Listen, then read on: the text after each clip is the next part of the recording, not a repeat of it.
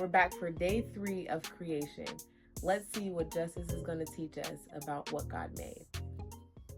Then God said, "Let the water under the sky be gathered together, so the dry land will appear." And it happened. God named the dry land earth. He named the water that was gathered together seas. God saw that this was good. Then God said, "Let the earth produce plants.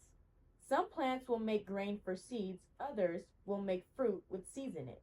Every seed will produce more of its own kind of plant," and it happened. The earth produced plants. Some plants had grain for seeds. The trees made fruit with seeds in it. Each seed grew its own kind of plant. God saw that all this was good.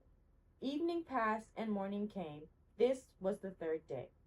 This came from Genesis 1 and 9 through 13. God made dry land on the 3rd day.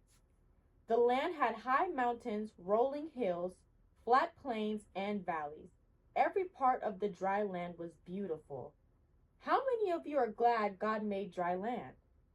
God wasn't done yet. He knew this beautiful land needed water. So God made sure the water was in all of the right places. He made big oceans and small lakes. He made gently flowing streams and big, powerful waterfalls. Then God looked around at the world he had made.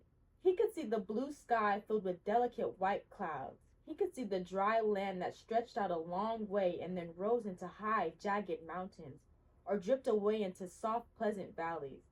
He could see the water flowing lazily across the fly-dry land and rushing wildly from the high mountains or stretching out in a giant pool called a lake and an ocean. God was very pleased with what he had made. Everything was good. But do you think God was finished with the world he was making? Oh no, he wasn't. Then the same day, God decided to fill the dry land with plants. So he made lots of wonderful plants.